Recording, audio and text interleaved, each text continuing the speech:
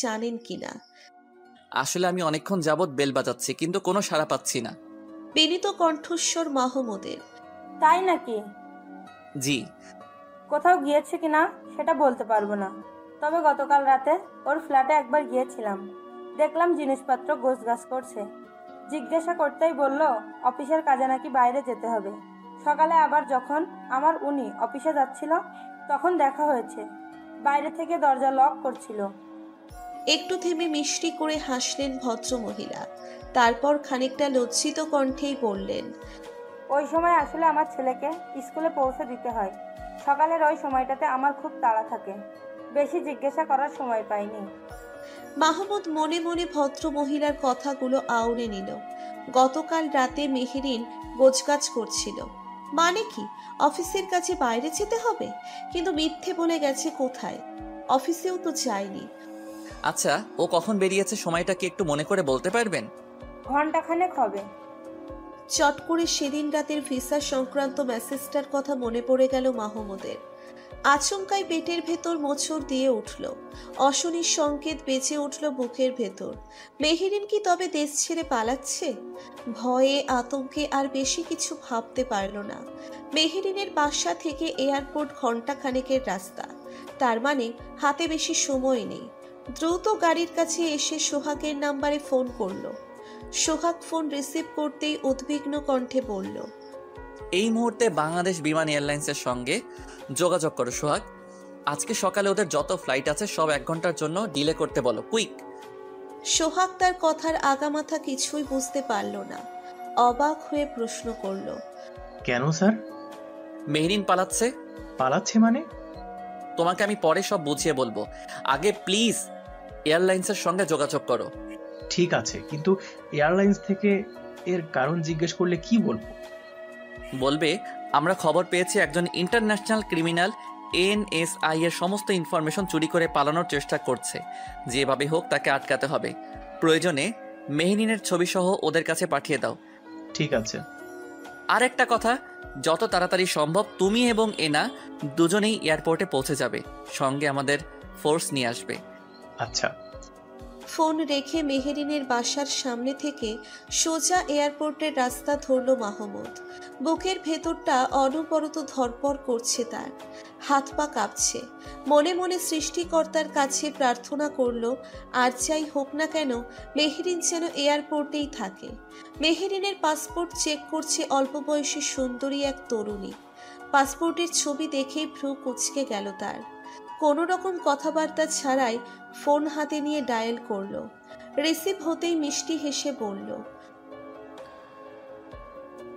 সোহাগকে নিয়ে একে একে সবগুলো ইমিগ্রেশন চেক করছিল মাহমুদ। এর মধ্যেই সোহাগ জানালো মেহেরিনকে পাওয়া গেছে। সময় নষ্ট না করে ছুটে গেল দুজনে। মেহেরিন কিছুই বুঝতে পারছে না। বেশ কয়েকজন সিকিউরিটি গার্ড মিলে তাকে ঘিরে দাঁড়িয়ে আছে। বারবার জিজ্ঞেস করার পরেও কোনো কথা বলছে না।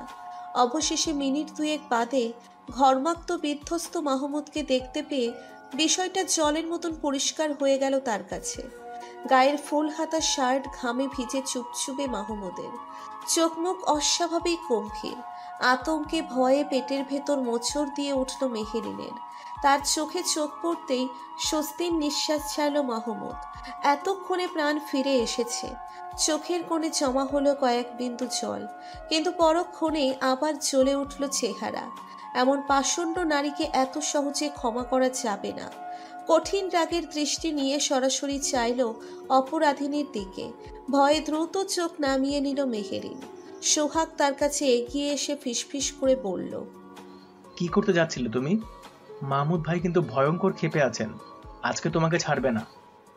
অতঃপর এয়ারপোর্ট থেকে যাবতীয় ফর্মালিটিস সেরে মেহেরিনকে নিয়ে গাড়িতে উঠল সবাই। এনা ড্রাইভ করছে। মেহেরিন পেছনের সিটে সোহাগের সঙ্গে বসেছে। মাহমুদ বসেছে এনার পাশে। চারজনের একজনও কোনো টুশব্দ করল না। গাড়ি থামল গিয়ে একেবারে কাজী অফিসের সামনে। গাড়ি থেকে নেমে মেহেরিনকে ভেতরে ঢুকতে ইশারা করল মাহমুদ। সোহাগ এবং এনা তাকে নিয়ে ভেতরে ঢুকে গেল। প্রাথমিক অবস্থায় কিছুই বুঝতে পারল না মেহেরিন। চুপচাপ ওদের সঙ্গে ভেতরে ঢুকলো। কিন্তু ভেতরে ঢুকেই কাজী সাহেবকে দেখে অবাক হয়ে গেল সে। গোল গোল চোখ করে সোহাগ এবং এনার দিকে চাইল। ওরা দুজন হাসছে। কাজী অফিসে আসার খবরটা ইরফান আহমেদকে ফোন করে জানালো মাহমুদ। খবর শুনে আধা ঘন্টার মাঝেই লাইলা সারাফাতকে নিয়ে রওনা হলেন তিনি। মাহমুদ ভেতরে ঢুকতেই মেহেরিন দৌড়ে গেল তার দিকে। বিস্মিত কণ্ঠে চেঁচিয়ে উঠে বলল, এসব কি হচ্ছে মাহমুদ? আমরা কাজী অফিসে কেন এসেছি? কি বলছে ওরা? কিসের বিয়ে হবে? কার বিয়ে? আমি কিন্তু কোনো বিয়ে টিয়ে করতে পারবো না, বলে দিলাম। জবাবে মাহমুদ ঠান্ডা দৃষ্টিতে তার দিকে চেয়ে রইল কেবল। তারপর পাশ কাটিয়ে সোহাগের পাশে চেয়ার টেনে বসল। ভয়ে আর কিছু বলার সাহস পেল না মেহেরিন। আজকে মাহমুদকে একেবারে অন্যরকম লাগছে। বোঝাই যাচ্ছে বাড়াবাড়ি করে বিশেষ লাভ হবে না। তার কোনো কথা শুনবে না মাহমুদ।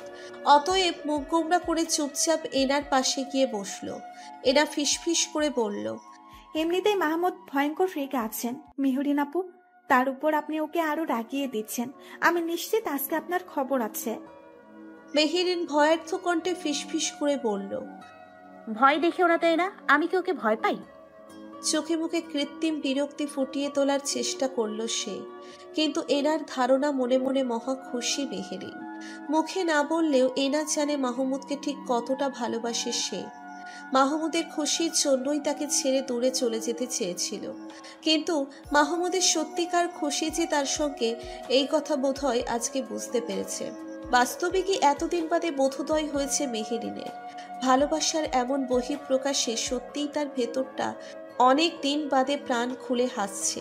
মনে মনে মাহমুদকে দেখে বারবার শিহরিত হচ্ছে। বুকের ভেতর আনন্দের বাজনা বাজছে, কিন্তু মুখে প্রকাশ করতে পারল না। ইরফান সাহেব এবং লাইলা সারাফাত আসা পর্যন্ত অপেক্ষা করতে হলো সবাইকে। তারা এলে নির্বিঘ্নে বিয়ের কার্য সমাধা হয়ে গেল। রেজিস্ট্রি পেপারে সাইন করার জন্য একবারের বেশি দুইবার আর বলা লাগলো না মেহেরিনকে। বাধ্য মেয়ের মতো চুপচাপ সাইন করে দিল। বিয়ে পড়ানোর শেষে মাহমুদ গম্ভীর মুখে তার পাশে বসে রইল। ইরফান সাহেব এবং লাইলা সারাফাতের নিজেদের মধ্যে বিয়ের অনুষ্ঠানের ব্যাপার নিয়ে আলাপ করছেন। সোহাগ এবং এনা দূরে দাঁড়িয়ে কথা বলছে। এই সুযোগে মেহেরিন আলতো করে একটা হাত রাখলো মাহমুদের হাতের উপর। বুকের ভেতর অদ্ভুত রকমের আনন্দ হচ্ছে। এই মুহূর্তে মাহমুদকে জড়িয়ে ধরে 101টা চুমু খেতে পারলে ভালো হতো। কিন্তু সে হাত রাখতেই মাহমুদ ঝট করে উঠে গিয়ে সোহাগের সঙ্গে কথা বলতে শুরু করে দিল। পাত্তাই দিল না মেহেরিনকে। এনা সেটা দেখতে পেয়ে মেহেরিনকে উদ্দেশ্য করে মুচকি হাসল। কথাবার্তা শেষে মেহেরিনকে নিয়ে বাসায় চলে যাওয়ার প্রস্তাব দিলেন ইরফান আহমেদ। মাহমুদও সম্মতি জানিয়ে অফিসের দিকে রওনা হলো। সোহাগ এবং এনাও তার পেছন পেছন পেরিয়ে গেল। মেহেরিন হতবাক। নতুন বউকে এভাবে ফেলে রেখে কি করে যেতে পারে মাহমুদ? যাওয়ার সময় একটিবার মুখের দিকে তাকায়নি পর্যন্ত। লজ্জায় নিজেও মুখ ফুটে কিছু বলতেও পারল না। অগত্যা ইরফান সাহেবের সঙ্গে বাসায় ফিরে যেতে হলো। এরপর সারা দিন আর মাহমুদের সঙ্গে কোনো যোগাযোগ হলো না। বাসায় এসে জানতে পারল বড় করে বিয়ের অনুষ্ঠান না হওয়া পর্যন্ত এই বাসাতেই থাকতে হবে। নিমেষেই মনটা হঠাৎ খারাপ হয়ে গেল। দুঃখ ভারাক্রান্ত মন নিয়ে মাহমুদের নাম্বারে ডায়াল করলো দুবার। রাগ করে দুবাই ফোন কেটে দিল মাহমুদ। মেহেরিন মুখ ভার করে বসে রইল। সারা দিনের ক্লান্তি নিয়ে রাত 10টার দিকে মাহমুদ যখন বাসায় ফিরল, তখন ফ্ল্যাটে কারেন্ট জেনারেটর কিছুই নেই। পুরো ফ্ল্যাট অন্ধকার। মোবাইলে টর্চ অন করতে যাবে এমন সময় রিংটন বেজে উঠল। স্ক্রিনে সোহাগের নম্বর ভেসে উঠেছে। রিসিভ করতেই সোহাগের উদ্বিগ্ন কথা শোনা গেল। হ্যাঁ মাহমুদ ভাই, আপনি কি বাসায় ফিরেছেন? এই তো মাত্র ফিরলাম। কেন, কোনো সমস্যা? তোমার কণ্ঠ এমন শোনাচ্ছে কেন? না মানে একটা গোপন খবর আছে। গোপন খবর? কি সেটা? আসলে বস এইমাত্র আমাকে ফোন করে জানালেন সায়েদের বাবা নাকি ওনাকে হুমকি দিয়েছেন তার ছেলের অপমানের প্রতিশোধ সে নেবে। এর পরিণাম ভালো হবে না, তাই আপনাকে সাবধান করার জন্য ফোন করেছি। সবাই ভীষণ চিন্তায় আছে, বোঝেনি তো, বেশ পাওয়ার লোক এরা। ঠিক আছে, এবার তুমি ফোন রাখো, আমি ফ্রেশ হব। এতটা হালকাভাবে নেওয়া ঠিক হবে না। আপনি প্লিজ সাবধানে থাকবেন। আপনার ওপরেই ওদের বাপ ছেলের ক্ষোভ বেশি। আচ্ছা ঠিক আছে, থাকবো। তুমিও সাবধানে থেকো। ঠিক আছে, রাখছি আমি। কোনো সমস্যা হলে আমাকে ফোন করবেন। সোহাগ ফোন কেটে দিলে টর্চ অন করলো মাহমুদ। রান্নাঘর থেকে হাতড়ে হাতড়ে মোম বের করলো, কিন্তু হঠাৎ করে ড্রয়িং রুম থেকে কিছু একটা পড়ার শব্দ হলো। শব্দটা পরপর দুবার শোনা গেল। সতর্ক হয়ে গেল মাহমুদ। মোমটা নিভিয়ে টর্চ অফ করে দিল। কোমরের ভাঁজ থেকে রিভলভারটা বের করে পা টিপে টিপে ড্রয়িং রুমের দিকে এগুলো। মোবাইলের হালকা আলোতে পর্দার আড়ালে দাঁড়িয়ে থাকা ছায়ামূর্তিটির দিকে রিভলভার তাক করতেই চাপা হাসিতে ফেটে পড়ল কেউ একজন। মুখে আঁচল চাপা দিয়ে হেসে কুটি কুটি খেলছে ছায়ামূর্তিটি। মেহেরিন। রিভলভার নামিয়ে নিয়ে ফোঁস করে একটা দীর্ঘশ্বাস ছাড়ল মাহমুদ। তার অবস্থা দেখে মেহেরিনের হাসি যেন থামেই না। রিভলভারটা আলতো করে সোফার ওপর থ্রো করলো মাহমুদ। বাম হাতে টাইট নট ঢিলে করতে করতে বলল, এইভাবে অন্ধকারে দাঁড়িয়ে থাকার মানে কি? যদি গুলি টুলি লেগে যেত? বেশ হতো, তুমি তো সাজা দিতেই চেয়েছিলে। এটা মোটেও মজা করার মতো কোনো বিষয় নয়। এগিয়ে গিয়ে মাহমুদের পায়ের পাতার ভর করে দাঁড়ালো মেহেরিন। দুহাতে তার গলা জড়িয়ে ধরে ঘাড়ে আলতো করে চুমু খেলো। নেশাতুর কণ্ঠে ফিসফিস করে বলল, আমি একদমই মজা করছি না। তুমি আমাকে শাস্তি দিতে চেয়েছিলে, কি চাওনি বলো? মাহমুদ অসার। সকালের সমস্ত রাগ নিমেষেই উধাও হয়ে গেল। মন্ত্রমুগ্ধের মতন স্থাণু হয়ে দাঁড়িয়ে রইল সে। তার ডান হাতটা সন্তর্পণে নিচের কোমরে স্থাপন করলো মেহেরিন। মিষ্টি হেসে বলল, অপরাধিনী হাজির, সকল শাস্তি মঞ্জুর। দুহাতে তাকে জড়িয়ে ধরল মাহমুদ। সস্নেহে চুমু খেলো প্রেয়সীর দুই গালে। চুলে বিলি কেটে দিতে দিতে আদুরে কণ্ঠে বলল, তুমি সত্যি আমাকে ভয় পাইয়ে দিয়েছিলে। মেহেরিন আরো শক্ত করে জড়িয়ে ধরল তাকে। অভিযোগের সুরে বলল, সকালে আমাকে রেখে কেন চলে গিয়েছিলে? তুমি যে আমাকে ছেড়ে পালাচ্ছিলে।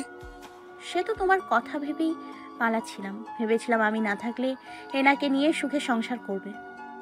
মাহমুদ হাসল, বলল, তুমি ভাবলে কি করে সবকিছু জানার পরেও আমি তোমাকে ছেড়ে অন্য কাউকে বিয়ে করব? ভাবতে দোষ কি? অবশ্যই দোষ আছে।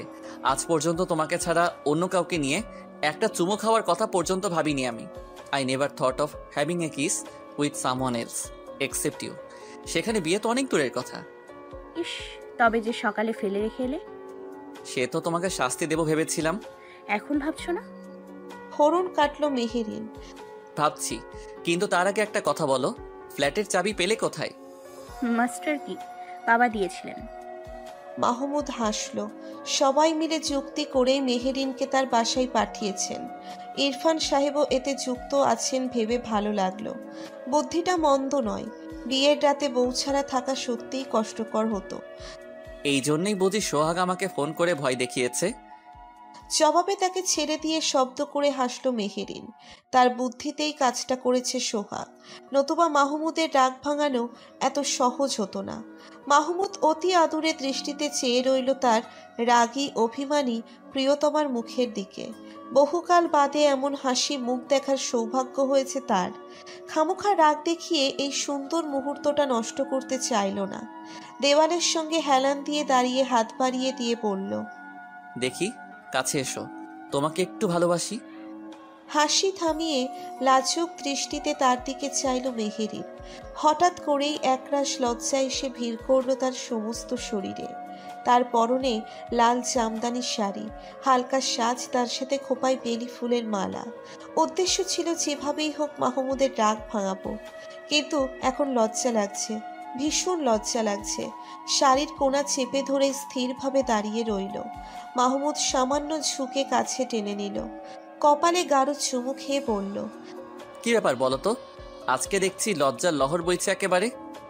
মেহেরিন লাজুক মুখে মাথা নিচু করে ফেলল। লজ্জায় মাহমুদের চোখের দিকে সরাসরি চাইতে পারল না সে। মাহমুদ মুচকি হেসে বলল, আজকে আমি খুব খুশি। তুমি যা চাইবে তাই দেব, বলো কি চাও? প্রথমে কিছুক্ষণ চুপ করে রইল মেহেরিন, কিন্তু মাহমুদের পীড়াপিড়িতে বাধ্য হয়ে মুখ খুলল। অনুচ্চ স্বরে ফিসফিস করে বলল, এই বাসাতে থাকতে চাই। শব্দ করে হেসে ফেলল মাহমুদ। তার নাকটা টেনে দিয়ে বলল, সকালে তো খুব পালিয়ে যাচ্ছিলে, এখন এই বাসায় থাকতে চাই? মেহেরিন জবাব দিল না। আচমকাই চোখে পানি চলে এলো তার। সে যে মাহমুদের ভালোর জন্যই মাহমুদের কাছ থেকে দূরে সরে যেতে চেয়েছিল, একথা বোধহয় কোনোদিন বুঝবে না মাহমুদ। এই খোঁটা তাকে সারা জীবন শুনতে হবে। মাহমুদ তার কাঁদো কাঁদো মুখ দেখে ফের হেসে ফেলল, হাসি থামিয়ে বলল, আচ্ছা ঠিক আছে, ঠিক আছে, কান্নাকাটি থামাও। এই বাসাতে থাকতে চাও তো? থাকবে, 100 বার থাকবে, 1000 বার থাকবে, কিন্তু অনুষ্ঠানের পর, নইলে তোমার বাপ আমার মাথা ফাটিয়ে দেবে। বাবার সঙ্গে যা বোঝার আমি বুঝবো। এত তাড়া? সুযোগ পেয়ে মাহমুদও ফোরন কাটল। ফের লজ্জায় লাল হয়ে গেল মেহেরিন। বলো বলো, তাড়াতাড়ি বলো। আর আর কি চাও? আর তোমার ভালোবাসা। লজ্জা সত্ত্বেও মুখ ফসকে কথাটা বলে ফেলল মেহেরিন। হাসি থেমে গেল মাহমুদের। গাঢ় অনুরাগ স্নেহের দৃষ্টিতে বেশ কিছুক্ষণ চেয়ে রইল প্রিয়তমার দিকে। তারপর ধীরে ধীরে মুচকি হেসে বলল, সেটা তোমাকে কখনো চেয়ে নিতে হবে না। তুমি অনেক আগেই আমার সমস্ত ভালোবাসা পেয়ে গেছো। আমার হৃদয়টা যে তোমার কাছে জমা পড়েছিল, অন্য কাউকে দেওয়ার সুযোগই হয়নি। সে আমি জানি, আমি অন্য ভালোবাসার কথা বলছি। আচ্ছা। অবাক হওয়ার ভান করল মাহমুদ। বিজ্ঞের ভঙ্গিতে মাথা নাড়িয়ে বলল, তার মানে তুমি আমার চরিত্র হনন করতে চাইছো কি, তাই তো? অত্যাধিক লজ্জায় মেহেরিনের মরণ দশা। ছুটে পালিয়ে যাচ্ছিল সে। চট করে তার হাত ধরে ফেলল মাহমুদ। হাসি থামিয়ে বলল, পালাচ্ছ কোথায়? চরিত্র হনন করবে না? আমি তো ভাবছি আগামী 1 মাস ছুটি নিয়ে নেব। এই 1 মাস মাহমুদ সিদ্দিকী কোনো কাজ করবে না। এই 1 মাস শুধু চরিত্র হনন চলবে। কান লাল হয়ে গেল মেহেরিনের। লজ্জায় অস্বস্তিতে মাথা তুলতে পারল না সে। মাহমুদের ধরে রাখা হাতটা মোচড়া মুচড়ি করল ছাড়া পাওয়ার জন্য। কি হলো ডাকুরানি, হঠাৎ এত লজ্জা পাচ্ছে কেন? সে কি আমার প্রস্তাবে রাজি? জানি না, ছাড়ো। মাহমুদ ছাড়ল না। কোমরে চাপ দিয়ে ভ্রু নাচিয়ে বলল, পালালে তো হবে না।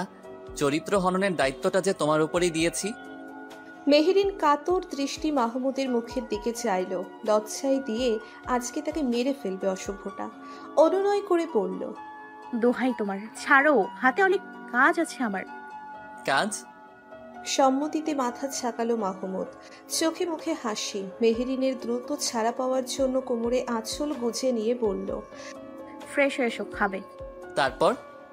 মাহমুদের চোখে মুখে তখনও হাসি। জানি না। না জানলে আমি বলছি, তারপর তোমার আমার চরিত্র হনন। পুরো কথাটা শেষ করতে পারল না সে। তার আগেই মেহেরিন মুখ চেপে ধরল। মাহমুদ তার হাতটা টেনে নিয়ে চুমু খেয়ে বলল, তারপর কেন? চলো এখনই শুরু করি। সে কথা শেষ করার আগেই মেহেরিন ছুটে রান্নাঘরের দিকে পালিয়ে গেল। মাহমুদ অট্ট হাসি ঠেকিয়ে মৃদু হেসে বলল, সাবধানে, পড়ে ব্যথা পাবে। কাল রাতে এত ভালোবাসাবাসির পর সকালে আবার ঝগড়া হয়েছে দুজনের। মেহরিন যতই চেষ্টা করছিল ঝগড়া করবে না, মাহমুদ তত বেশি করে খোঁচানো শুরু করে দিল। তার ক্রমাগত খোঁচানি মেহরিনকে বাধ্য করল প্রতি উত্তর করতে। সাইদের ব্যাপার নিয়ে আবারও তাকে খোঁটা দিয়েছে মাহমুদ। ঝগড়ায় না পেরে ওর সঙ্গে কথা বন্ধ করে দিল মেহরিন। চুপচাপ অফিসের জন্য বেরিয়ে পড়ল। মাহমুদও পেছন পেছন বেরোলো, কিন্তু কেউ কারোর সঙ্গে কথা বলল না। বেরোনোর সময় মাহমুদ অবশ্য চেষ্টা করেছিল সব মিটমাট করে নেওয়ার, কিন্তু মেহেরিন পাত্তা দিল না। ইচ্ছে করে ঝগড়া করে আবার সরি বলতে এসেছে। একদম কথা বলবে না মেহেরিন। অফিস গেট দিয়ে একসঙ্গে ঢুকলো দুজনে। লিফটের কাছে আসতেই একসঙ্গে সোহাগ, এনা এবং অন্যান্য সব সহকর্মীদের জোট বেঁধে দাঁড়িয়ে থাকতে দেখা গেল। ওদেরকে দেখে খানিকটা অবাকই হলো দুজনে। এনা মিষ্টি হেসে স্বাগত জানালো। তারপর মাহমুদকে উদ্দেশ্য করে ঠাট্টা সুরে বলল, কি মাহমুদ, রাতটা ভালো কেটেছে তো? না মানে ঘুম হয়েছে ঠিক মতো? মাহমুদ ঠোঁট কামড়ে মিটমিট করে হাসল।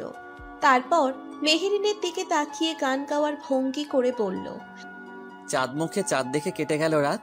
কাল সারা রাত ছিল স্বপ্নের রাত, ঘুম ছিল না দুটি চোখের পাতায়, মন ছিল তন্ময় ভালোবাসায় ভালোবাসায়। কাল সারা রাত ছিল স্বপ্নের রাত। আহা, তার কাণ্ড দেখে সবাই অট্ট হাসিতে ফেটে পড়ল, কেবলমাত্র মেহেরিন বাদে। সে হাসল না, ফাইল হাতে নিয়ে ট্যারা চোখে মাহমুদের দিকে চেয়ে রইল।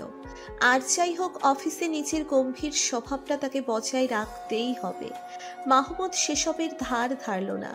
ইচ্ছাকৃতভাবে মেহেরিনকে রাগানোর জন্য দুষ্টু হেসে বলল, কাল রাতে তুমি যেন আমাকে কি বলেছিলে ডার্লিং? ও হ্যাঁ, মনে পড়েছে। চরিত্র হওয়া। চট করে তার মুখ চেপে ধরল মেহেরিন। ইচ্ছে করলো মাহমুদকে মেরে ভর্তা করে বানিয়ে দিতে। জুনিয়রদের সামনে ইচ্ছে করে এমন অসভ্যতা করছে শয়তানটা। সকালের প্রতিশোধ নিচ্ছে। তার অবস্থা দেখে মাহমুদ চেপে চেপে হাসল। রাগলে মেহেরিনকে দারুণ লাগে। ওর রাগত মুখটাতেও আলাদা একটা মায়া আছে যেন। এত মায়া আর কারো মুখে দেখেনি মাহমুদ। ঠোঁটজোড়া পাউট করে বলল, আচ্ছা ঠিক আছে, বলবো না, এবার ছাড়ো। ছেড়ে দিল মাহমুদকে, কিন্তু সোহাগ এবং এনা ছাড়ল না। বারবার করে জিজ্ঞেস করলো কিসের কথা বলছে মাহমুদ। কাল রাতে মেহেরিন তাকে কি বলেছিল। মেহেরিনের দিকে তাকিয়ে ভয়ে আর বলার সাহস হলো না মাহমুদের। তাড়াহুড়ো করে বলল, কিছু না, তোমরা থাকো, আমি যাচ্ছি। লিফটের ভেতরে ঢুকতে যাচ্ছিল মাহমুদ, সঙ্গে সঙ্গে আটকে দিল এনা। হাত দুটো মেলে ধরে বাধা দেওয়ার ভঙ্গিতে বলল, আজকে তোমরা লিফট ইউজ করতে পারবে না মাহমুদ। কেন?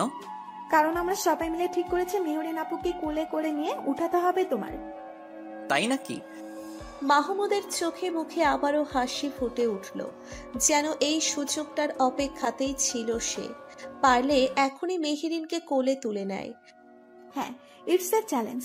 3 মিনিট সময় দেওয়া হবে তোমাকে। এর ভেতরে যদি তুমি মেহরিন আপুকে নিয়ে 7 তলা বেয়ে আমাদের হেডকোয়ার্টারে উঠতে পারো, তবে তোমাদের হানিমুনের ট্রিপের পুরো খরচ আমরা দেব। মাহমুদ হো হো করে হেসে উঠে মেহেরিনের দিকে চাইল।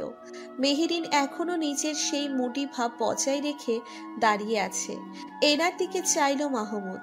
ইশারায় মেহেরিনকে রাজি করাতে বলল, কিন্তু মেহেরিন রাজি হলো না। বারণ করে দিয়ে বলল, জুনিয়রদের সামনে এসব ছেলে মানুষই সে করতে পারবে না। এনা এবং সোহাগ বারবার তাকে বোঝানোর চেষ্টা করলো এটা জাস্ট একটা মজা, সবাই মিলে আনন্দ করার জন্য প্ল্যানটা করেছে ওরা। কিন্তু মেহেরিন কিছুতেই রাজি হলো না। তার এক কথা, এসব ছেলে মানুষই তাকে দিয়ে হবে না। অতঃপর কোনো রকম কথাবার্তা ছাড়াই তাকে কোলে নিয়ে সিঁড়ি বেয়ে উঠতে শুরু করলো মাহমুদ। হাসি ফুটে উঠল এনা এবং সোহাগের মুখে। একসঙ্গে সিটি বাজালো সবাই। মেহেরিন লজ্জায় অস্বস্তিতে চুপ হয়ে গেল। লাজুক প্রিয়তমার দিকে চেয়ে মুচকি হাসল মাহমুদও। সকালের খুনসুটির পর এমন একটা মিষ্টি মুহূর্তের আসলেই দরকার ছিল দুজনের। প্রত্যেক তলায় একজন করে দাঁড়িয়ে রইল তাদের পাহারা দেওয়ার জন্য। সুতরাং মেহেরিনকে কোল থেকে নামানোর কোনো সুযোগ নেই। 4 তলা পেয়ে ওঠার পর মেহেরিন নামিয়ে দেওয়ার জন্য অনুরোধ করল। মাহমুদ শুনল না। 5 তলায় উঠে মিষ্টি হেসে বলল, চট করে একটা চুমু দাও তো, এনার্জি লাগবে। সব অভিমান ভুলে গিয়ে হেসে ফেলল মেহেরিন। প্রিয়তমের ওষ্ঠা ধরে গাঢ় চুম্বন এঁকে দিয়ে বলল, হানিমুনের টাকা আমি দিব, তুমি আমাকে নামিয়ে দাও। আকস্মিক হতাশায় মাহমুদের মনটা তেতো হয়ে গেল। এত রোমান্টিক একটা মুহূর্তে এটা কি বলল মেহেরিন?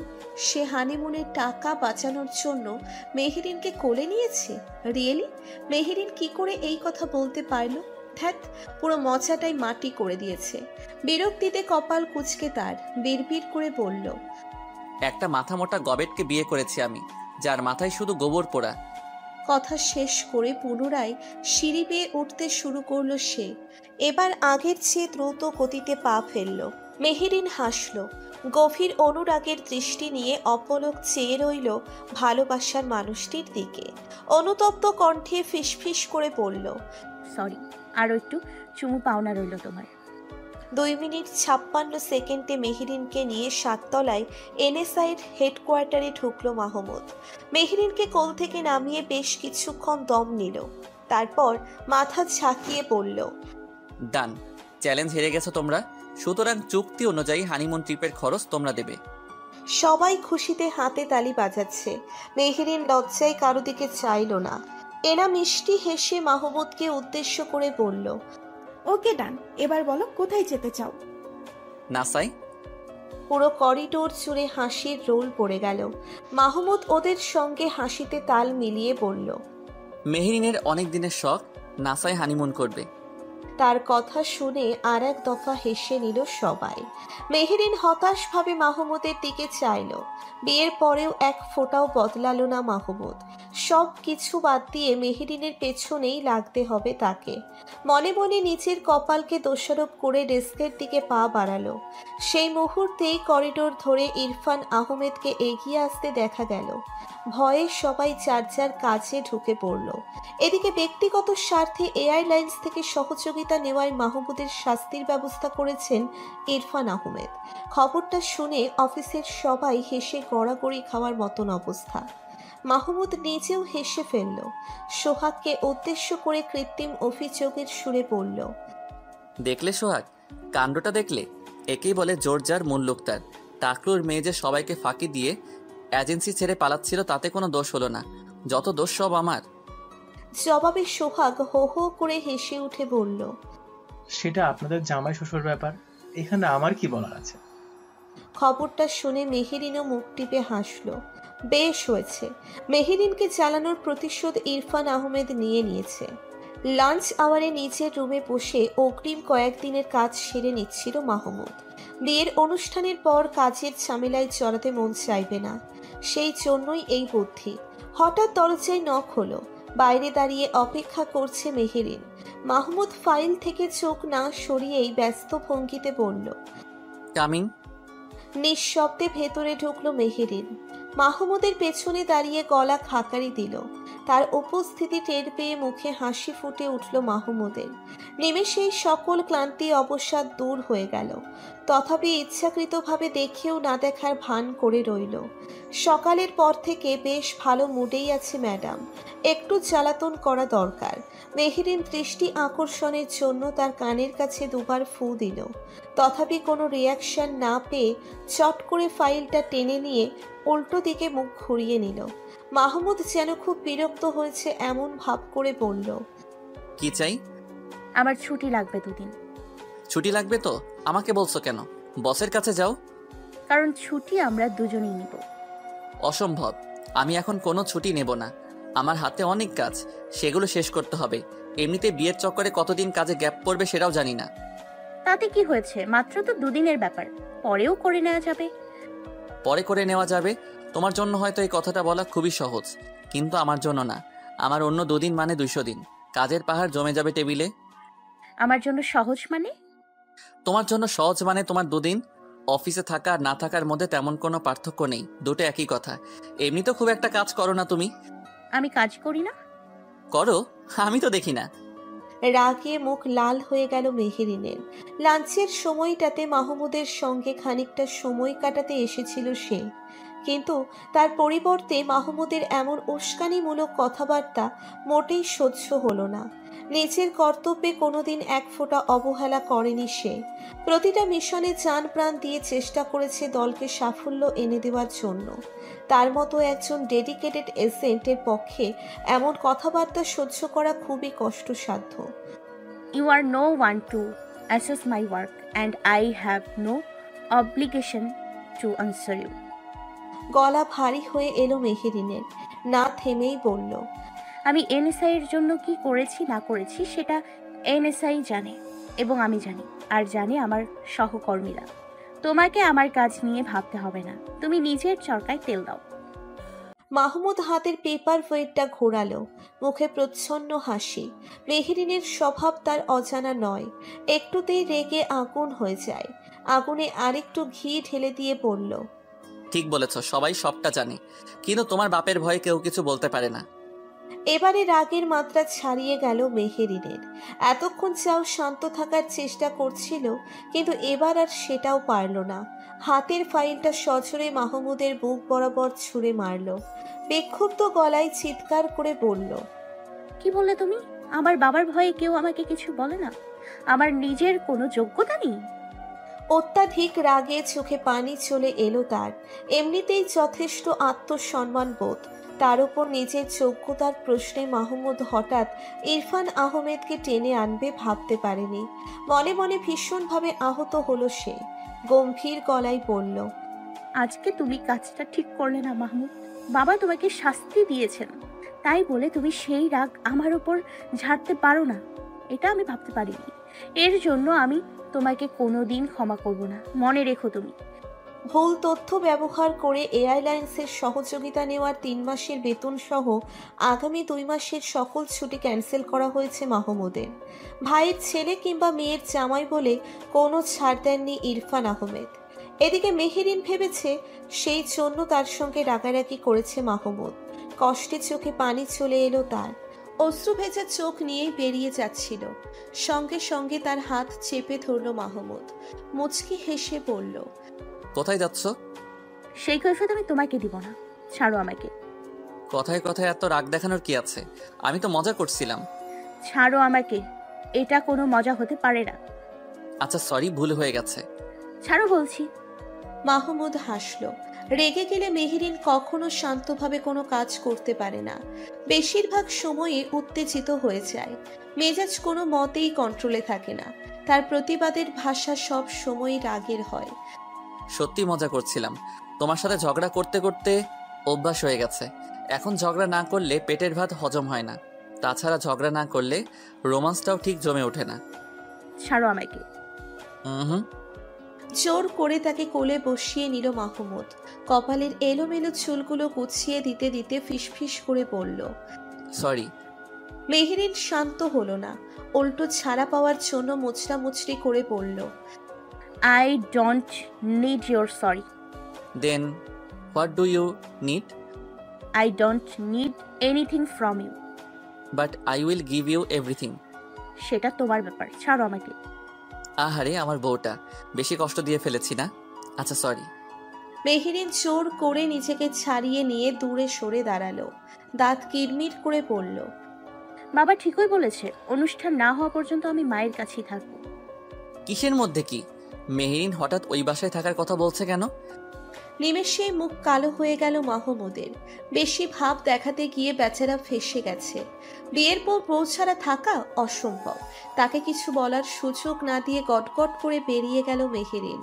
রাগে নিজের গালে চড় মারতে ইচ্ছে করছে মাহমুদের। খামোখা মেহেরিনের সঙ্গে ঝগড়া করেছে সে। এবার আর তার কোনো কথা শুনবে না ডাকুরানি। বিকেলবেলা কাজ গুছিয়ে বাসায় যাওয়ার জন্য রেডি হচ্ছিল মেহেরিন। তখনই মাহমুদ সামনে এসে দাঁড়ালো। মেহেরিন দেখেও না দেখার ভান করে বেরিয়ে যাচ্ছিল, কিন্তু মাহমুদ তখন আগলে আগলে দাঁড়ালো, মুখে মিটি মিটি হাসি নিয়ে বলল, তোমার জন্য একটা চিঠি এসেছে। তার হাতে সত্যিই খামে মোড়ানো একটা চিঠি। চিঠি? বেশ অবাক হলো মেহেরিন। আজকালকার যুগে কেউ চিঠি লেখে? প্রমোশনের কাগজপত্র নয় তো? কিন্তু সেটা হলে তো ইরফান আহমেদ মেহেরিনকে জানানোর কথা। চিঠিটা হাতে নিয়ে সন্দেহের দৃষ্টিতে মাহমুদের দিকে চাইল সে। লাভ লেটার, টাইপ করা। মানে? পড়ো, পড়লেই বুঝতে পারবে। ভাঁজ খুলে চিঠিটা পড়তে শুরু করলো মেহেরিন। প্রিয় এমএস, আমি তোমার এপি। প্রথমেই এক রাশ গোলা বারুদের শুভেচ্ছা নিও, সেই সঙ্গে আমার হৃদয় ভর্তি ভালোবাসা। জানি না কবে কোথায় কিভাবে তোমার প্রেমে পড়ে গেছি, পড়ে আর উঠতে পারছি না। তুমি আর দিবস রজনী সব এক করে দিয়েছ। প্রিয়, তোমার মরিচ মেশানো ঠোঁটে একবার মধু ভরা চুমু খেতে চাই। তোমার বন্দুকের মতো চোখ জোড়ায় গুলির নিশানা হতে চাই। সব শেষে তোমার ওই ধারালো তলোয়ারের মতো দেহটাকে একবার জড়িয়ে ধরতে চাই। মেহেরিন পুরোটা না পড়েই মাহমুদের দিকে বাড়িয়ে দিয়ে বলল, এটা নিশ্চয়ই তোমার কাজ। জবাবে মাহমুদ খুবই নিষ্পাপ নিরীহ দৃষ্টিতে চেয়ে থেকে বলল, আমি তোমাকে চিঠি লিখতে যাব কোন দুঃখে? চিঠির ওপরে প্রাপকের ঠিকানায় এমএস লেখা। এমএস মানে তো মাহমুদ সিদ্দিকও হতে পারে। তুমি আমাকে কেন দিয়েছো? কারণ স্বভাবের যা বর্ণনা দিয়েছে তাতে আমি কেন পুরো বাংলাদেশ খুঁজলেও তোমার দ্বিতীয় নমুনা পাওয়া যাবে না। মুখ ফসকে কথাটা বেরুতেই সঙ্গে জিভ কাটল মাহমুদ। মেহেরিনকে আবার ডাকিয়ে দিচ্ছে সে। মেহেরিন চিঠিটাকে দলা মোচড়া করে বিনে ফেলে দিল। তার বুঝতে বাকি নেই চিঠিটা মাহমুদই লিখেছে, কারণ মেহেরিনের সঙ্গে এমন ঠাট্টা করার সাহস মাহমুদ ছাড়া আর কারো হবে না, তা সে যতই অস্বীকার করুক না কেন। তোমার এই পিয়ে মানে অজ্ঞাত প্রেমিকটা কে? মিস্টার সাইদ। আবারও শাহিদ। রাগে মাথায় রক্ত উঠে গেল মেহেরিনের। তরিতে মাহমুদের কলার চেপে ধরে বলল, তোমাকে আমি কতবার নিষেধ করেছি সাইদের নাম আমার সামনে উচ্চারণ না করতে, তবুও কেন করেছো? আর একবার ওর কথা বললে আমি তোমাকে খুন করব। এই সুযোগটার অপেক্ষাতেই ছিল মাহমুদ। কাল ক্ষেপণ না করে সঙ্গে সঙ্গে জড়িয়ে ধরল মেহেরিনকে। জোরপূর্বক গালে চুমু খেয়ে পড়ল। তুমি বাসায় যাবে না বলেছো কেন? তাই? মেহেরিন ছাড়া পাওয়ার জন্য হাঁসফাঁস শুরু করে দিল। ছাড়ো আমাকে, আমি কিন্তু মেরে তোমার নাক ফাটিয়ে দিব বলে দিলাম। ছাড়বো না। আগে বলো আমার সঙ্গে বাসায় যাবে। যাব না। না গেলে আমিও ছাড়বো না। দরজা খুলো, কেউ এসে পড়বে। আসুক, সবাই দেখুক আর বুঝুক মাহমুদ সিদ্দিকী তার বউকে কত ভালোবাসে। সারাক্ষণ বউয়ের সাথে লেগে থাকে। মেহেরিন বিপাকে পড়ে গেল। শক্তিতে মাহমুদের সঙ্গে পেরে ওঠা তার পক্ষে অসম্ভব। সাপের মতন পেঁচিয়ে ধরেছে অসভ্যটা। তাতে দাঁত চেপে বলল, ঠিক আছে যাব, ছাড়ো আমাকে। এই তো লক্ষ্মী মেয়ে। বলে আরেকটু শক্ত করে চড়িয়ে ধরল মাহমুদ। তার নাটক দেখে রাগে গা চলে যাচ্ছিল মেহেরিনের। ধমকে উঠে বলল, আই সোয়ার, এই মুহূর্তে যদি তুমি আমাকে না ছেড়েছ, আগামী 1 মাস আমি ওই বাসায় যাব না। যাব না মানে যাবই না। তার কথা শেষ হওয়ার আগেই মাহমুদ ছেড়ে দিল। মুচকি হেসে বলল, দিয়েছি, এবার তুমি তোমার কথা রাখো। বাধ্য হয়ে মাহমুদের সঙ্গে বাসাই হতে হলো মেহেরিনকে। যাওয়ার সময় মাহমুদ সারা রাস্তা তাকে চালিয়েছে। দুদিনের অনুষ্ঠান শেষে পার্মানেন্টলি মাহমুদের ফ্ল্যাটে শিফট হয়ে গেছে মেহেরিন। সে চলে আসার পর লাইলা, শারাফত, ইরফান আহমেদের সঙ্গেই থাকছেন। এত বছর বাদে পুরনো মান অভিমান ভুলে গিয়ে এক হয়েছেন দুজনে। মাহমুদ ভীষণ খুশি, কিন্তু মেহেরিন খানিকটা একটু অসন্তুষ্ট। বাবার সঙ্গে অফিসের বাইরে তার খুব একটা কথা হয় না বললেই চলে। দেখা সাক্ষাৎ তো বহু দূরের কথা, কিন্তু বিয়ের পর সমস্যা হয়ে গেছে। মায়ের সঙ্গে দেখা করতে হলে রোজ ওই বাসাতেই যেতে হবে তাকে। রোজ রোজ ইরফান আহমেদের সম্মুখে পড়ে নিজেকে কোনো রকম বিব্রতকর পরিস্থিতিতে ফেলতে চায় না মেহেরিন। চোখাচোখি হলেই ইরফান আহমেদ কেমন করে যেন চেয়ে থাকেন। তখন আর অফিসের সেই রাশভারী গণগম্ভীর ইরফান আহমেদ মনেই হয় না তাকে। মনে হয় বহুকালের আত্মগ্লানিতে দগ্ধ অসহায় এক পিতা নিজের কৃত অপরাধের জন্য অনুনয় করে ক্ষমা ভিক্ষা চাইছে। বাবার প্রতি এখনো পুরনো সেই ক্ষোভ রয়ে গেছে মেহেরিনের। লাইলা, শারাফতের সঙ্গে করা অন্যায়ের কথা আজও ভুলতে পারেনি সে। মায়ের কষ্ট নিজের চোখে দেখেছে, তাই তো শত চেষ্টা করেও কিছুতেই ইরফান আহমেদের সঙ্গে স্বাভাবিক সম্পর্ক গড়ে তুলতে পারেনি। ইরফান আহমেদ সেটা বুঝতে পারেন বলেই লজ্জায়, অনুশোচনায় মেয়ের মুখের দিকে তাকালেই তার চোখে পানি চলে আসে। তারই মেয়ে, অথচ কোনোদিন বাবা বলে ডাকে না। দুঃখে কষ্টে নিজেকে শেষ করে দিতে মন চায়, কিন্তু তিনিও মেহেরিনের মতো চাইলেও নিজের সবটা সবার কাছে প্রকাশ করতে পারেন না। রুমের বারান্দায় দাঁড়িয়ে লাইলা, শারাফতের সঙ্গে ফোনে কথা বলছিল মেহেরিন। হঠাৎ করে নিচতলায় একটা দৃশ্য দেখে চোখ আটকে গেল। 3-4 বছর বয়সী একটা বাচ্চা গার্ডেন এরিয়াতে বসে তার বাবার সাথে দুষ্টুমি করছে। বাচ্চার বাবা ধৈর্য সহকারে ছেলের সব আবদার পূরণ করছে, আর একটু পরপরই সস্নেহে ছেলের নরম তুলতুলে গালে চুমু খাচ্ছে। অপূর্ব এক দৃশ্য, নয়ন চুরিয়ে যাওয়ার মতন প্রশান্তিদায়ক। দৃশ্যটা দেখে হঠাৎ মাহমুদের কথা মনে পড়ে গেল মেহেরিনের। ডুকরে কেঁদে উঠল বুকের ভেতরটা। সে তো চাইলেও মাহমুদকে কখনো এমন সুখ দিতে পারবে না, নিজের সমস্তটা দিয়ে হলেও না। ছোটবেলায় বাবা মাকে হারিয়ে চাচার কাছে মানুষ হয়েছে মাহমুদ। ইরফান সাহেব তার কোনো আবদার অপূর্ণ রাখেননি, কিন্তু পারিবারিক স্নেহ বলতে ওই অতটুকুই। চাচার আদর ছাড়া অন্য কাউকে খুব একটা কাছে পায়নি। সেই মানুষটার ছোটবেলা কেটেছে বাবা মায়ের আদর ছাড়া। তার নিজের কোনো সন্তান থাকবে না ভাবতেই যন্ত্রণায় বুকটা ভারী হয়ে এলো মেহেরিনের। ফোন কেটে দুম করে মেঝেতে বসে পড়ল। চোখের কোণে জমা হলো বিন্দু বিন্দু নোনা জল। মাহমুদ এসেছিল বারান্দায় ভেজা টাওয়াল মেলে দিতে। মেহেরিনকে মেঝেতে বসে থাকতে দেখে মুচকি হেসে বলল, কি ব্যাপার, মেঝেতে বসে আছো যে? মেহেরিন জবাব দিল না, ফ্যাল ফ্যাল করে মাহমুদের মুখের দিকে চেয়ে রইল। তার নারী সত্তা ব্যর্থ, ব্যর্থ তার গোটা জীবন। ভালো করে মাহমুদের দিকে চাইল। সত্যিই কি এই নিয়ে কোনো কষ্ট নেই মাহমুদের? কোনো আফসোস নেই? কি হলো তোমার? কথা বলছো না কেন? মাহমুদের প্রশ্নের জবাব না দিয়ে দুহাতে মুখ ঢেকে ঝরঝর করে কেঁদে ফেলল মেহেরিন। তার শূন্য কোল সারা জীবন শূন্যই থাকবে, কখনো পূর্ণ হবে না। মাতৃ হৃদয় সন্তানের আকুতিতে অসহ্য বেদনায় ছটফট করে মরবে, কিন্তু এই নিষ্ঠুর সত্য থেকে কখনো মুক্তি মিলবে না। তার কান্না দেখে মাহমুদ ঘাবড়ে গেল। হাঁটু মুড়ের সঙ্গে সঙ্গে মেঝেতে বসে পড়ল। উদ্বিগ্ন কণ্ঠে বারবার জিজ্ঞেস করল কি হয়েছে। এবারে দুহাতে তার কোমর চড়িয়ে ধরে হাউমাউ করে কান্না শুরু করে দিল মেহেরিন। অসহায় আর্তনাদ করে বলল, আমি কখনোই মা হতে পারবো না মাহমুদ। তুমি কখনো বাবা ডাক শুনতে পারবে না। আমাদের বেবি হবে না কোনোদিন।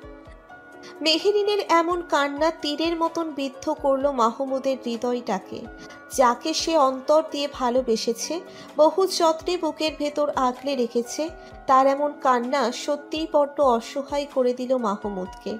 তার হাতে যদি ক্ষমতা থাকতো, তবে সমস্ত পৃথিবীর বিনিময় হলেও মেহেরিনের শূন্য কোল পূর্ণ করে দিত সে। কান্না থামাও মেহেরিন, প্লিজ। কেন ওপরওয়ালা আমাকে এত বড় শাস্তি দিলেন? আমি তার কি ক্ষতি করেছি? কেন আমার সঙ্গে এমন হলো? কেন তুমি আমাকে নিজের সঙ্গে জড়ালে? তাকে শান্ত করার আপ্রাণ চেষ্টা করলো মাহমুদ।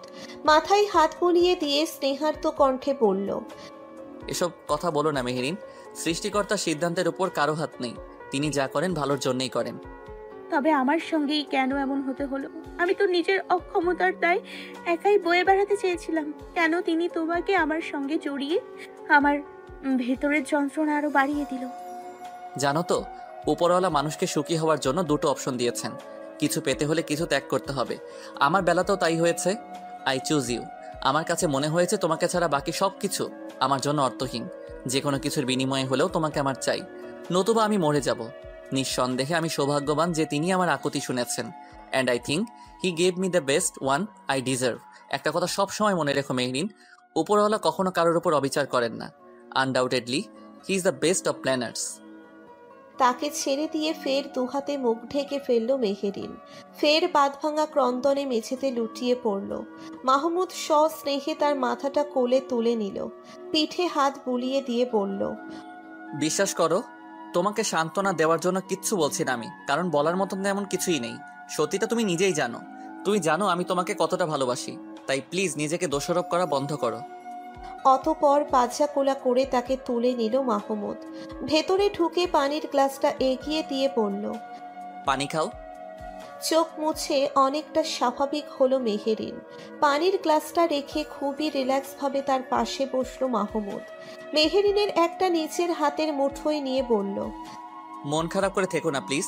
তুমি মন খারাপ করে থাকলে আমি শান্তি পাবো না। কি চাও বলো? বেবি? বেবি লাগবে তো তোমার? ঠিক আছে, আমি আজই ডাক্তারের সঙ্গে কথা বলবো। স্যারোগেসির মাধ্যমে যদি বেবি নেওয়া যায় তাহলে ভালো, আর যদি নাও নেওয়া যায় তাহলে আমরা বেবি অ্যাডপ্ট করব। কোনো সমস্যা নেই। মেহেরিন নত মুখে বসে রইল। মাহমুদ দুহাতে তার মুখটা তুলে ধরে বলল, কিছু বলবে না? আর কতক্ষণ এভাবে মুখ ভার করে থাকবে? ধীরে ধীরে নিচের মাথাটা তার বুকের ওপর এলিয়ে দিল মেহেরিন। দুহাতে তার গেঞ্জি আঁকড়ে ধরে বলল, আমি তোমাকে ভালোবাসি, ভীষণ ভালোবাসি। We are the reason of my life. মুখে হাসি ফুটে উঠল মাহমুদের। মেহেরিনের অকুচ্ছালো চুলে বিলি কেটে দিতে দিতে বলল, আমি জানি সেটা। তোমার চাইতে বেশি ভালো আমাকে কেউ বাসে না। বোধ করি আমি নিজেও নিজেকে ততটা ভালোবাসি না যতটা তুমি বাসো। মেহেরিন চুপ করে রইল। মাহমুদ বেশ কিছুক্ষণ নীরব থেকে বলল, একটা অনুরোধ করব, রাখবে? মুখ তুলে চাইল মেহেরিন। ইশারায় জিজ্ঞেস করল, কি? চাচুর সঙ্গে সব মিটমাট করে নিলে হয় না? মানুষটা ভেতরে ভেতরে তোমার জন্য খুব কষ্ট পাচ্ছেন। তাছাড়া ছোট মা তো ওনাকে ক্ষমা করে দিয়েছেন, ভালোবাসেন। তাহলে তোমার ওনাকে বাবা ডাকতে আপত্তি কোথায়?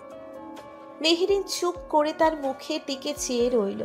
মাহমুদ ফের অনুরোধের সুরে বলল, সন্তান না থাকার চাইতে বেশি কষ্ট হয়, থেকেও না থাকার মতন হয়। সেই কষ্ট মানুষ সহ্য করতে পারে না। চাচুর বয়স হয়েছে, আর কয়দিনই বা বাঁচবে। কি হয় ওনাকে একটু বাবা বলে ডাকলে? না হয় জোর করেই ডাকলে? মেহেরিনের চোখের পানি গাল গড়িয়ে মাহমুদের হাতের উপর পড়ল। ঠোঁট চেপে কান্না আটকে বলল, উনি আমার মাকে কষ্ট দিয়েছেন, তাই আমি ওনাকে বাবা ডাকি না। মাকে আমি খুব ভালোবাসি। আর বাবাকে? বাবাকে একটু ভালোবাসো না? তার কিছু হলে সহ্য করতে পারবে? কষ্ট হবে না তোমার? মেহেরিন নিরুত্তর রইল। মানুষটা যতই অন্যায় করুক না কেন, তিনি তার বাবা। বাবা মাকে চাইলেও কেউ অস্বীকার করতে পারে না। তাদের কিছু হলে সন্তানের বুকে একটু হলেও আঘাত লাগবে। কি হলো, কথা বলছো না যে? হবে না তোমার কষ্ট? মেহেরিন চোখ মুছে মৃদু হাসল, বলল, কালকে আমরা বাবার সাথে দেখা করতে যাব ওই বাসায়। আসার সময় দুজনকে সঙ্গে করে নিয়ে আসবো।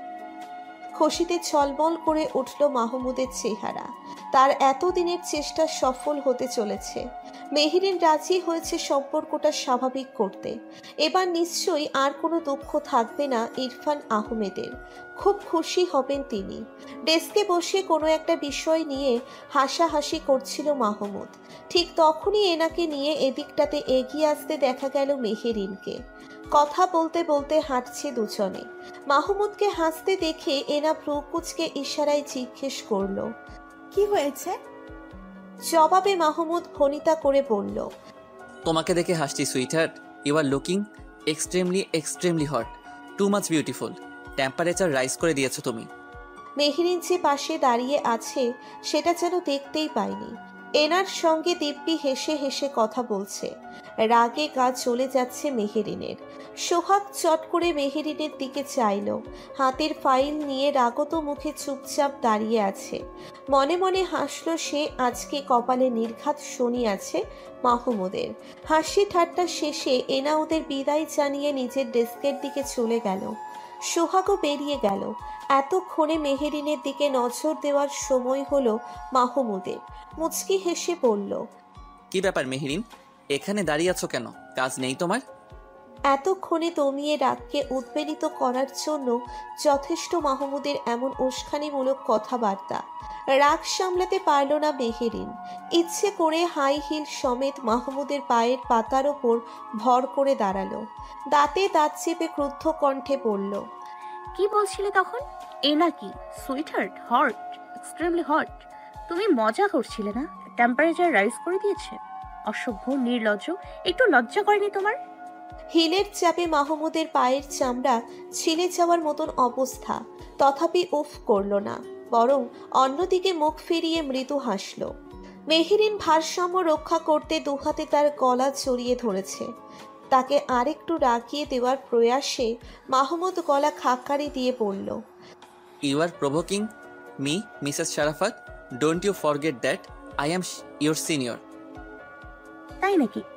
হ্যাঁ, আপনি এভাবে আপনার সিনিয়র অফিসারকে প্রভোগ করতে পারেন না। It's a crime. ও আচ্ছা, কিন্তু আমি যে এতক্ষণ এনএসআই এর এই বিখ্যাত সিনিয়র অফিসারটিকে, মানে আমার হাজবেন্ডকে, একজন জুনিয়র অফিসারের সঙ্গে ফ্লার্ট করতে দেখলাম, তার বেলায় কি হবে? Is not it a crime? কিসের হাজবেন্ড, কিসের জুনিয়র? এনএসআই এ তোমার হাজবেন্ড বলে কেউ থাকে না। এখানকার মেয়েদের জন্য মাহমুদ সিদ্দিকী আজীবন সিঙ্গেল। আচ্ছা, চেনো আমাকে? আমার নাম মেহরিন শারাফাত। গলা টিপে মেরে ফেলবো একদম। You can't threat me. Of course I can. By any chance আমি যদি দেখেছি তুমি আর একবার কাজ বাদ দিয়ে এনার সাথে ফ্লার্ট করেছো, তাহলে কিন্তু তোমার খবর আছে বলে দিলাম। সত্যি সত্যি গলা টিপে মেরে ফেলবো। মাহমুদ গলা খাকারি দিল।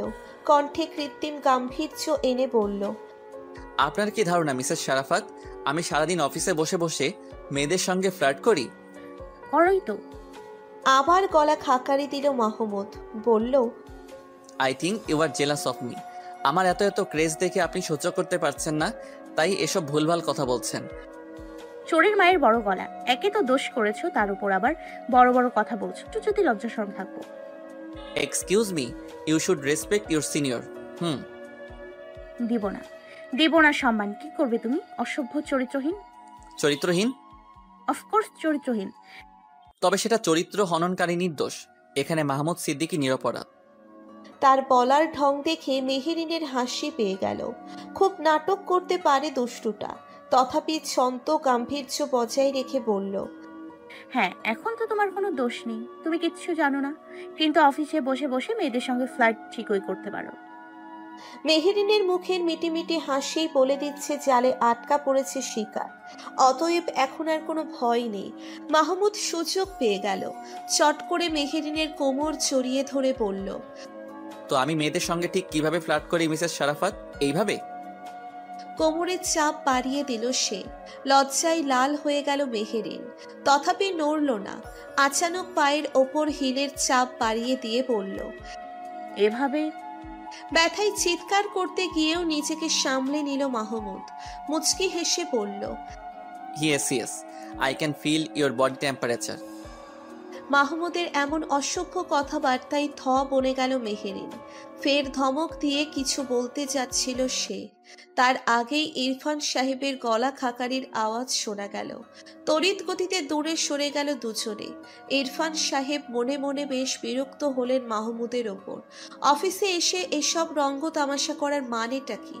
ঠিক আছে, উনি মানছেন অনেকদিন বাদে এক হয়েছে দুজনে, কিন্তু তাই বলে এমন চোখের মতো একজন আরেকজনের সঙ্গে লেগে থাকতে হবে কেন? নির্লজ্জ বেহায়ার দল কোথাকার। চেতে চেতে গম্ভীর মুখে বললেন, এটা অফিস, এসবের জন্য বেতন তোমাদের দেওয়া হয় না।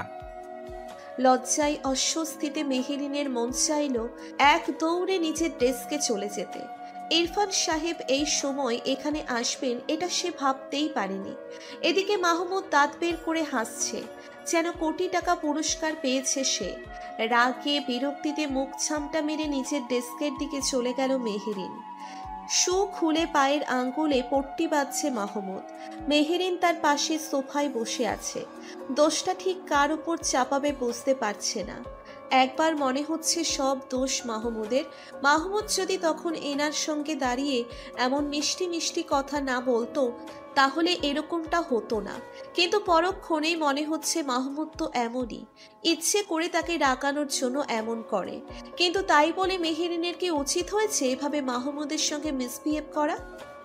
হিল ফিল ফোরে রোমান্স করতে গিয়ে আমার আঙ্গুলের কি অবস্থা করেছো দেখেছো? তোমার দোষ। মেহরিন হাঁপ ছাড়ল না। আমার দোষ? হ্যাঁ, তোমার দোষ। কে বলেছিল এনার সঙ্গে এমন ঢং করে করে কথা বলতে? মাহমুদ অবাক।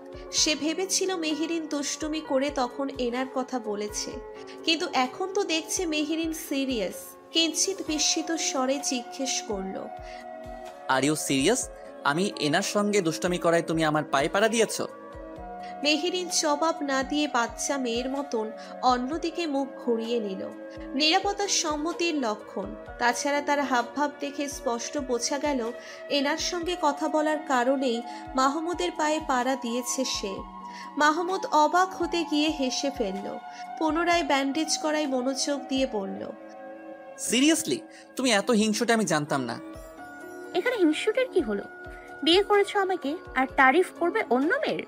এটা তো কখনোই মেনে নেওয়া যায় না। তারিফ করার মতন গুণ তোমার থাকতে হবে তো, নাকি? না থাকলে আমি কি বানিয়ে বানিয়ে বলবো? ফের মেজাজ খারাপ হয়ে গেল মেহেরিনের। কতটা অসভ্য হলে এমন কথা বলতে পারে? বলে কিনা তারিফ করার মতন কোনো গুণ নেই, তবে বিয়ে কেন করেছিল? ঝগড়া করতে গিয়ে তোতলানো শুরু করে দিল সে। মাহমুদ আগের মতনই হাসছে, বলল, তুমি এনার ব্যাপারে এত রেগে যাও কেন ডার্লিং? আমি কি তোমার সাইডকে নিয়ে কখনো কিছু বলেছি? আমার সাইড মানে? ঘায়েল সিংহীর ন্যায় মাহমুদের ওপর ঝাঁপিয়ে পড়ল মেহেরিন। ধাক্কা সামলাতে বসা থেকে শুয়ে পড়েছে মাহমুদ। তার বুকের ওপর চেপে বসে গলা টিপে ধরেছে মেহেরিন। দাঁতে দাঁত চেপে পড়ল, বারণ করেছিলাম না? তবুও কেন কেন নিয়েছো ওর নাম আমার সামনে? আর আমার সাইড মানে কি? মানে এদিকে তার অবস্থা দেখে হাসতে হাসতে অজ্ঞান হয়ে যাওয়ার দশা মাহমুদের। নিজের ওপর থেকে মেহেরিনকে সরাবে কি? হাসির জন্য কথাই বলতে পারছে না সে। ছোট বাচ্চাদের মতন তার বুকের ওপর চেপে বসেছে মেহেরিন। রাগ করে ক্রমাগত বাড়ছে মেহেরিনের। অসভ্যটা এমন হাসছে কেন? এখানে হাসির কি আছে? ধস্তাধস্তি শেষে ক্লান্ত হয়ে বুকের ওপর থেকে নেমে গেল মেহেরিন। যাওয়ার সময় মাহমুদের ব্যান্ডেজ লাগানো পায়ে পুনরায় পাড়া দিয়ে গেল। ব্যথায় কোকিয়ে উঠল মাহমুদ। চেঁচিয়ে উঠে বলল, নিষ্ঠুর নারী, পাপ হবে তোমার। মেহেরিন ঠাস করে বেডরুমের দরজা বন্ধ করে দিল। মাফ না চাওয়া পর্যন্ত মাহমুদের সঙ্গে আর কোনো কথা বলবে না সে। কত বড় সাহস বলে কিনা তারিফ করার মতন কোনো গুণ নেই মেহেরিনের। পৃথিবীর জঘন্যতম স্বামী একটা। দরজায় কলিং বেলে আওয়াজ শুনে মাহমুদ শোয়া থেকে উঠে বসলো। গায়ের টি শার্টটা টেনে টুনে ঠিক করে উঠে গেল দরজা খোলার জন্য। সোহাগ এবং এনা এসেছে। অফিসের এই মাসের সমস্ত ফাইল রিপোর্ট মাহমুদের কাছে জমা দেওয়ার নির্দেশ দিয়েছেন ইরফান সাহেব। তাকে দেখেই সোহাগ ভ্রু কুঁচকে ফেলল। অবাক হয়ে জিজ্ঞেস করল, কি ব্যাপার মাহমুদ ভাই, আপনি এমন লাল হয়ে আছেন কেন? হাসতে হাসতে চোখ মুখ লাল হয়ে গেছে মাহমুদের, তথাপি হাসি যেন থামেই না। বহু কষ্টে নিজেকে সংযত করে দরজা খুলেছে সে, কিন্তু মুখের লালিমা এখনো যায়নি। সোহাগের প্রশ্নের জবাবে গলা পরিষ্কার করে বলল, কিছু না, এসো, তোমরা ভেতরে এসো। কলিং বেলের আওয়াজ পেয়ে মেহেরিনও বেরিয়ে এসেছে। তাকে দেখে ফের হাসি পেয়ে গেল মাহমুদের। চুলের অবস্থা এখনো আওলা ঝাওলা, পরনের সালোয়ার কামিজ দলা মোচড়া হয়ে আছে। ডাকুরানির সেদিকে খেয়ালই নেই। চোখে মুখে তার ছোট্ট কিশোরীর ন্যায় অভিমানী ছাপ যেন এক্ষুনি পুতুল কিনে দেওয়ার বায়না ধরবে। এদিকে মেহেরিনকে এমন অবস্থায় দেখে সোহাগ এবং এনা হতবাক। সামনে দাঁড়ানো যুবতীটা তাদের সেই চিরপরিচিত সদা গম্ভীর ভারী মেজাজি সহকর্মী মেহেরিন শারাফাত কিনা তা নিয়ে যেন সন্দিহান দুজনেই। দুজনের কারোরই বুঝতে বাকি নেই বাসার ভেতরেও খোঁচাখুচি করছে মাহমুদ মেহেরিন। দিন দিন যেন ছোট বাচ্চা হয়ে যাচ্ছে। মুখ টিপে হাসল সোহাগ এবং এনা। তাদের